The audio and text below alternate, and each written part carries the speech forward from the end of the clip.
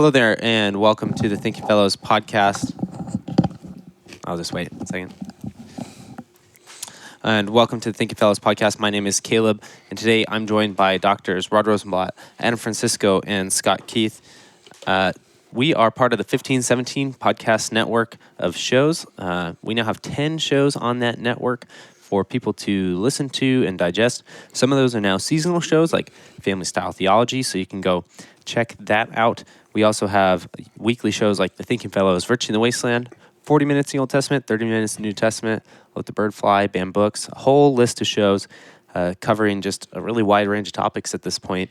It's hard to imagine, but we're doing about 10 hours of content a week just in audio form at 1517, which is fantastic. We've had about 80,000 downloads a month, which is really cool to see. So thank you for being part of that. If you're listening to this episode, if you've been impacted by those shows, could you please consider giving to us? We need financial help to make sure that these podcasts continue to run. So you can go to 1517.org and there's a donate button there. We would really appreciate your help doing that, especially if these have been a part of your weekly routine and you've really benefited from them. It's great to have sort of partners in this endeavor to continue to proclaim the gospel through these various shows. Okay, so we were sitting around here after recording the last episode, sort of thinking of topics to do. We have some planned for the future, and this is always my fault when these kind of situations happen because of not thinking ahead enough and not emailing people diligently. Too busy jet setting across the planet. That's right. And so I sort of kind of get caught up in things, but I realized we have not done an episode covering any sort of apologetic material in a long time. The closest thing that we got to it was during the summer. I went to the Apologetics Academy with a couple other people who are involved at 1517, and we did a short episode briefly talking about our experience there, why people would consider doing something like that, some of the reading ideas we got from there, and I also asked those students who traveled with me after visiting, they thought some of the apologetic problems that they could be able to address in their life back home because people came from different perspectives. So you can go check that episode out there. But today I thought we'd actually answer some questions related to apologetics. We had one listener question come in last month about Lutheran apologetics, so I thought we would throw that towards Adam since that's somewhere where he has some expertise. It's a very, very narrow slice. Yes, that's right. So, and then we'll move on from there, perhaps to some relevant apologetic questions. Dr. Keith brought up postmodernism, and he did an episode with Pastor Bruce Hillman on postmodernism as well, which also poses some unique apologetic challenges today. And so we can probably also reflect on, in the face of postmodernism, what some of the strategy to get back to Christ really is. Yeah, that was in doing that interview with Bruce, that was one of my biggest, I'll say question, but one of the things that sent me thinking after that interview is that because he really focused on, I think he was focusing on especially Derrida, Adam and Rod, and I think he very much focused on the desire within postmodernism, not necessarily to be relativistic, but to destroy categories of power and authority, right? And it's interesting because one of the things that I'm trained to do apologetically is to set up Christ as a believable authority, in fact, the most believable authority as God, by laying out the proofs for how he showed that he was God, right? Fulfilled prophecy, miracle, the historical accounts of his miracles, the historical account of his resurrection from the dead, that type of thing. But all that is sort of set up to say, well, then he's God / ultimate authority. So what he said can be believed. It's very close to the apostolic preaching in the New Testament. Completely agree. But I think what I'm getting at is if postmodernism is set up for sort of the destruction of categories of power and categories of authority and ultimate narratives. Yeah, and you're appealing to Christ as authority and ultimate narrative. It makes it difficult. Yeah, the other thing we have to remember is that, no apologetic is forever. The culture does change. Sure. But what you referred to as the basic in the New Testament, as long as we can stay close to that, the culture will change again and again and again and again. If we don't have a distinctive overcoming of postmodernism, it could be in 10 years, it won't matter because it'll be in the archives of libraries, never to be looked at again. The thing I like about the historical defense of Christianity is it is so close to the New Testament text itself. And I think that's worth remembering the ones who historically have gotten most caught up in adjusting the faith to what's going on in your particular day are the liberals. And they've lost everything. Yeah. Don't worry about adjusting it infinitely to your week. I was more wondering like a starting point, like is it?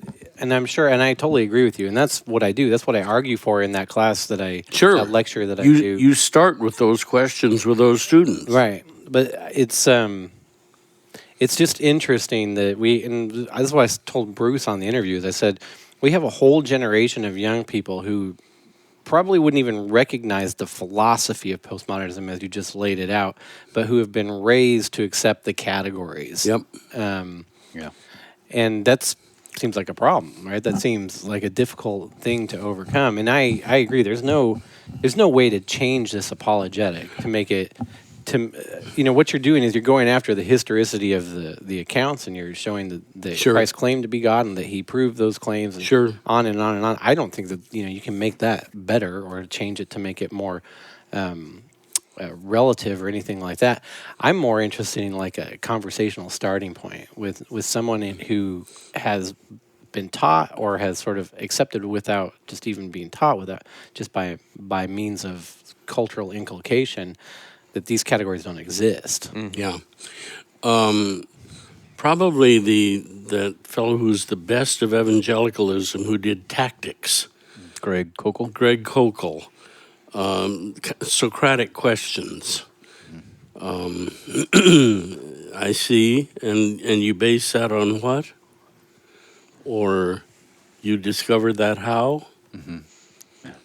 I've found interestingly like that one of the universals that even the postmodernists can't shake, even though the particular instances of this might change with them, is sort of starting with the problem of sin, but not like starting in Genesis, obviously, but going to, obviously they see sort of the abuse of power as a sinful issue, right? Like as a moral issue.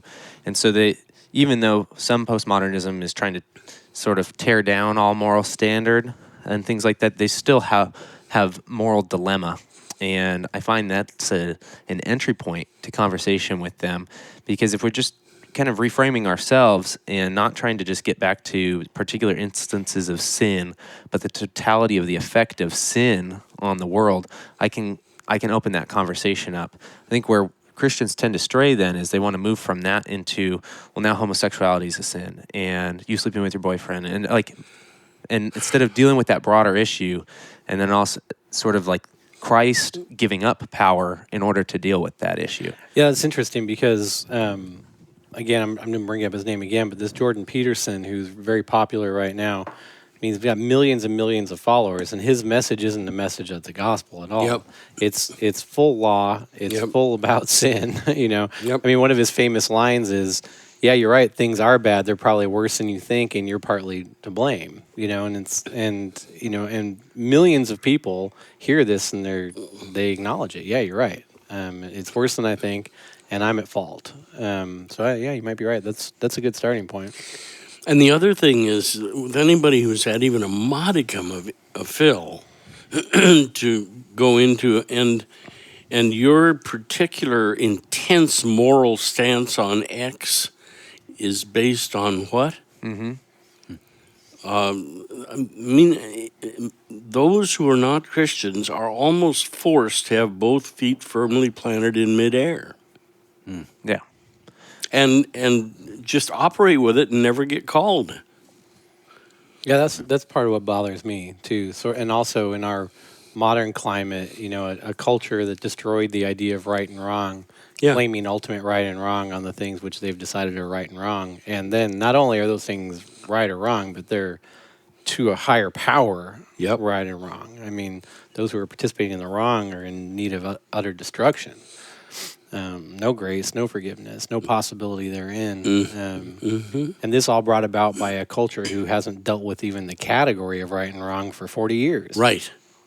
It seems like a There are problem. only a finite number of choices for somebody who's been introduced, even intro to Phil, the lightest, slightest intro to one chapter in an intro to Phil book. The options are very few. Yeah. Yeah, I don't know. Which You're gonna go with John Stuart Mill, or you're gonna go with Kant. Postmodernism is a thing of its own, but historically, the choices, there weren't a whole lot. You were going to be deontological in your ethics, or you were going to be with Mill on the greatest good for the greatest number. I find that still, I mean, I think you're absolutely right. Like, if you keep digging, right, keep asking questions, they're not going to recognize Kant and Mill, but they do default to those. Yep. Sort of. I think Paul at Mars Hill, speaking about starting points and things like that, that's a pretty paradigmatic apologia where Paul is looking for whatever sort of, even if it's just terminological common ground he can get. Yep. And from there, as sort of a starting point, gets as quickly as possible to, I mean, at Mars Hill, he starts with kind of a bit of natural theology, but at the end of that, and we only have 10 verses of what he spoke there. Probably he spoke for a lot longer. Quotes their own poets. And they make their way into Holy Scripture, which is interesting. Pagan philosophers quoted in Holy Scripture, but he does all this natural theology, if you will, but towards the end, he says something. I think it's Acts 17:31. He goes, and God has furnished proof of all of this by raising him from the dead. Yep. You see it in Paul before Agrippa in Acts 26, where his whole apologetic is finding the starting point and getting to Christ as fulfilled prophecy, or the man who fulfilled messianic prophecies from the Old Testament, or proof of his divinity from his resurrection. And that's kind of so the circumstances are always going to change. There is in every circumstance something you can grab onto, but you don't want to spend hours arguing about something like, is homosexuality natural or not natural, and so on and so forth. Those are interesting debates, and save it. They're useful, or maybe in the realm of ethics and so on. You could talk about those, but when it's an apologetic encounter, it's not about that. It's about getting to Christ, Him crucified, and more importantly, in the apologetic arena and just preaching arena, Him risen from the dead. Well, and I think in modern Christianity, there are a lot of these kind of branch offs that are really tempting to be really focused on and then call that apologetics. I can't recommend enough that every parish have the audio of Dr. Montgomery's Sensible Christianity in the church library, such that people can play it on discs. Maybe they can't do it like a podcast, but they can put a disc in. You can buy that online player. now, and it's honestly really cheap. $24 or something like that, $25. So what Dr. Rosenblatt's talking about is definitely purchasable for a parish, but if you're just interested in it, it's not a huge investment to be able to get these 16 hours. Yeah, and Dr. Montgomery did those in every little town and burg in America for 20 years. Yeah, and honestly, most people do that on their phone as they drive these days. So buy it for $26, download it, put it on your phone, and play it during your commute. Sure. Yeah, you'll get through it, and it helps you. Yeah, it helps you realize what the real issue is. And we've talked about this a lot. The entirety of the idea is to get back to Christ. And I don't want to say this is unique to Lutherans doing apologetics, but I will say, a lot of the other apologetic stuff you're going to get out there is going to get hung up on things like just focusing purely on creation. Many intro to apologetics books, they will get to Christ and his miracles and his resurrection in chapter 7. Yeah. Maybe. Maybe. That's pretty standard. Yeah, it's the last thing. I was listening to somebody give an apologetics lecture, and there was these. Number 7 might have been it. There was these 7 things you needed to identify before you could get to Christ, and basically the idea is you needed to see if they were an atheist first, or if they believed in another religion, and the idea was if they're an atheist, get them to deism by arguing yada, Yep. yada, yada. If they're not, argue their religion away, and then get to, Yep. Yeah. yeah. And then they get hit by a bus the next day and die a theist. Yeah. Yeah. Dr. Rosenblatt mentioned the book Tactics before, and I think there's even an article online that Greg Kokel wrote that sort of summarizes it. But it's really good because it's not about diagnosing what worldview they have, but it gives you kind of a couple questions where you can get to their basic, if you will, their epistemology. And once you find out how they think about how they know or what they know, then you kind of know which direction to go. But again, what you guys mentioned earlier, you can discern what the earliest Christians did in various audiences. Paul on Mars Hill, and to Jews that he was the fulfillment of what the Old Testament said the Messiah was going to be. Anytime you can stay close to that, it's best. Otherwise, there are 1,000 rabbit holes to go down. Yeah, that's funny. That's what I try to do in that lecture I do on epistemology is just that. Is to say, encourage people to ask questions that make people think about why they believe the things that they do. Sure. And even in the questioning, most people come to the understanding that they do believe certain things based on authority. And then it's a matter of getting them to examine what those authorities are, why they trust that authority over this authority. And most of them, even when I do it at the university, most of them have never even considered, why they believe this is wrong or that is wrong or this is right or that is right or you should do this and not that. And we belong to a church where the overwhelming majority of the clergy majored in the humanities. They did not, during their college years, major in what I did, in the hard sciences. And it shows up later on that all of their work was in the humanities. Yeah. I was going to mention there's a local pastor and evangelist named Mark Jasa who says that, going back to the issue of authority, Scott, who says that the overwhelming majority of people he encounters on the college campus, for them, the authority is themselves. Yeah. So you can give them some pretty solid responses to the objections they might have to Christianity, but even if he'll ask the question, what if for the sake of argument, I could demonstrate beyond a reasonable doubt that Jesus rose from the dead? Would that change anything? And their answer is no. More than 75% say no, because I don't believe in it. So it's not, even the epistemological starting point in our day and age, it's probably been this way for some time, maybe for thousands of years, I don't know. People believe what they want to believe. See, it's not even Evidence doesn't really. Years Evidence doesn't always do the trick. Yeah. Well, I think, But this isn't about the trick. It's not about the winning the argument or anything like that. It's about showing that that Jesus' death and resurrection, the gospel, is not a cleverly devised myth. And in my mind, that's sort of like the apologetic task, not changing. You can't change somebody's mind on these sorts of things. You can give them a good case, but if they're going to have a change of heart, that's going to be something that's outside of our Ability. the ability of the apologist. Yeah. it demonstrates the need to, while doing this apologetic task, to keep proclaiming the gospel. That the Spirit is the one who really brings faith in these instances. In that series, Sensible Christianity, Dr. Montgomery addresses the question of the place of apologetics, and he says, and I'm not going to quote him directly because I'm probably not get it right. He says, gospel first, evangelism first, apologetics second. Yeah, So, the apologetics is a branch of evangelism. Yep. Yeah. And the evangelism first, and I'd say evangelism first, in the middle, and at the end, right? And apologetics when needed. As needed throughout. yeah. Yeah, I mean, I think sometimes we and Dr. Montgomery get,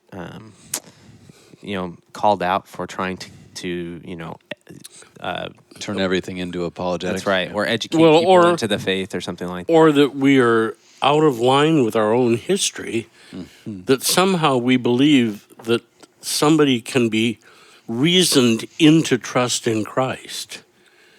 And nothing could be further from the truth. The apologetic task is for somebody to begin to say to themselves, I think this could be true. This might be true. And that's as far as we can go. Mm-hmm. I mean, Craig Parton was talking about in Strasbourg about a conversation he had with somebody who was convinced, Christ rose from the dead. But that doesn't, I don't believe Couldn't that. connect the dots. Yep. Yeah, he's like, it's reasonable. That's what the history points to, but I don't think he's the savior of the world. Yeah. So that's kind of interesting, right? Sure, and it sort of asks the question, what would it take for you to be convinced of something miraculous? Maybe nothing. Mm-hmm. Maybe the way you've set it up is that you're utterly safe from facts. Yeah. Mm-hmm. The thing is, it's not our job to predetermine that about somebody, right? We're not called to sort of figure that out and give the up. best is if they tell you. Yeah. That's conversation. Mm-hmm. Yeah. 1 Peter 3:15 says it, always be prepared to give a reason for those who ask for the hope within you. So it's always a response to whatever somebody's objecting to or what they're accusing you of. And it's not about winning a formal debate. Or, I mean, those things might be helpful, but it's more of a practical discipline. Well, I think there are hundreds of people who, quote, grew up in the church and never heard anything addressed to their minds other than unbelief. Yeah, I think part of the apologetic task today is preparing people for questions that are going to be tossed, their way, challenges to their faith.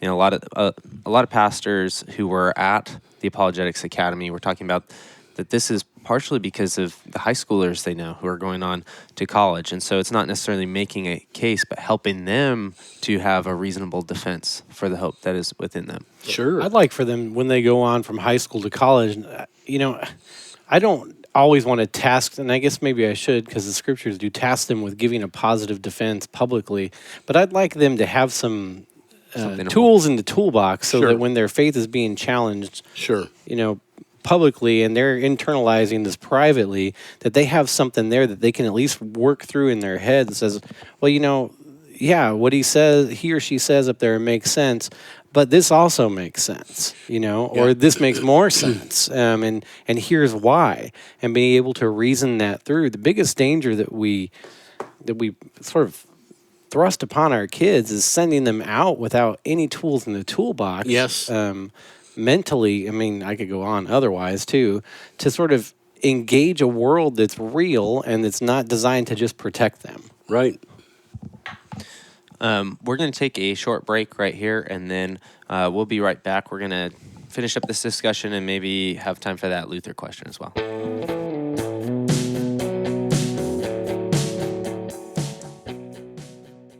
Hello there, and welcome to our break. Today I'm going to talk about a newer book at the 1517 Publishing House. We have, it's called Always Be Ready. It's actually a new entry from Dr. Montgomery. It's a primer or an introduction into apologetics. It's for children. Is it? No? Well, no. I think the one of the target audiences was that it should be digestible by middle school, be able to be digested by middle schoolers. Got it. So the reading level is not high, but I would not say it is written as a children's book. Okay. Having read it myself, so I would say this is still, you're not going to feel like you're reading a book, significantly below you if you're an educated layperson. So what it does do is it makes this whole conversation very simple and compact, and it's smaller than History Long Christianity, for instance. And so I would call it like weekend reading. You could pick it up, finish it on a Saturday if you set a little bit of time apart. And I think the most helpful thing about this book is it just starts you thinking on what some of the questions might be. Where History, Law, and Christianity are going to actually present sort of the positive argument in a very thorough and researched way, and then those get broken into other bigger books within Dr. Montgomery's writings. This one is getting you started on basic questions, basic answers, sort of so that you know what is out there, right? I feel like there are people who haven't been hit with these actual questions or challenges to their faith before, and then it happens, and they've never thought about it, and it can be really rattling. something like always be ready is the idea is to be ready for some of these attacks and for some of the questions that you might get when you're evangelizing and the like. And so I don't think it's really tasking you, so now you have to go out and do this, but it is preparing you to know what's on the horizon. So you can buy that on the 1517 website. So you go to shop.1517.org, and it's on our website, and it's available for sale. I believe it's $10. And if you are a first-time shopper in our store, you can get 10% off, so that makes it pretty cheap. If you get a couple of them, maybe to give away, maybe to give to, like Dr. Rosenblatt said, a child in your home, also to read, you can get free shipping or reduced shipping on that, depending on how much. So I think free shipping happens like over $25 on our website or something like that. So you can get a couple copies, give them away to people at church, give them away to people in Bible study and things like that. I think it's a great resource. I've been leaning more and more towards things. When I was in Norway, too, I was giving the pamphlet, Medium and Lengthen, away with other book sales because it's something that people can hand to people, just like the Christ Alone booklet that you've done, too. And so anything that it isn't hugely financially taxing, and it is also like reasonably expected that somebody could read it because it's short and the language is, not over everybody's head, I think is a fantastic resource. I mean, one of the best things is being able to give somebody a book. So check that out. Again, it's shop.1517legacy.com, and the name of the book is Always Be Ready. Okay, so we're going to hit the back end of this episode. Is there anything we wanted to wrap out about sort of, I would like to call that beginning section like the apologetic task today. We're really seeing that postmodernism and sort of these hidden philosophies are as big of a problem, if not bigger, than sort of the reasonably argued atheist or scientist. So, at least different. Yeah. I think it's definitely something you're going to encounter, whether you're a listener and it's with your own kids, with your grandchildren, with students in your congregation and things like that. This is definitely a part of the culture, a part of the philosophy, whether they know it or not. Mm-hmm. Yeah, the schools will very early on set them against anything objective. They won't admit it, but that's really what's going on. They're going to strengthen the self and the autonomy of the self in a child. I think that guy from Colorado, that lawyer, could sue the NEA for child abuse and win it. The murder of the mind. It really is interesting. You're definitely going to have to, I mean, parents are always supposed to be involved, but you have to take more of the education into your own hands. Even if they are still going to public school, there's definitely things you're going to have to do at home, like the idea that there are facts is apparently one of those things now. So it's almost like you have to, as a parent, do the job of who are those guys who used to, in the 70s, take kids who are in cult, deprogrammers. You have to deprogram the kid from what they learned in the factory schools. Sorry, that's a little negative. Well, I've said to Adam, how do you really feel? I've said to other parents, I wish that they could get permission from the ed authorities to school their kids at home using Khan Academy or others where there's a genuine curriculum, because there isn't one left in the schools. Yeah. Oh, well, on that, no, just kidding. And if there are school teachers listening, I do feel for you as well, because some of those... They have no choice. That's right. Some of those limitations fall on teachers whose hands are tied and do the best they can with the situation they're in. So, Adam, we have a question that I think particularly pertains to you, and that is... what this listener said, he heard us mention that Luther engaged in some sort of apologetic behavior before, but wants to know where and why. I think it's a reasonable question, because if you think about kind of the world at the time, the biggest problem wasn't that there weren't Christians, right? It's that sort of everybody, quote unquote, was Christian in that world. And so what does apologetics in Luther's time look like or function as? Well, I mean, there were non-Christians in Europe. There were Jewish populations, and Luther wrote quite a few things addressing Jewish theological objections to the gospel. Very early on in 1523, he wrote a work called That Christ Was Born a Jew. That is, and most of his activity with respect to Judaism is showing that, just like Paul did when he went to the synagogues, as was his custom, as Luke wrote, showing that Jesus' death and resurrection linked up to or fulfilled messianic prophecy. That is, it was necessary for the Messiah, from the pages of the Hebrew Bible or the Old Testament, to suffer and to die, and that Jesus was the person who fulfilled all that.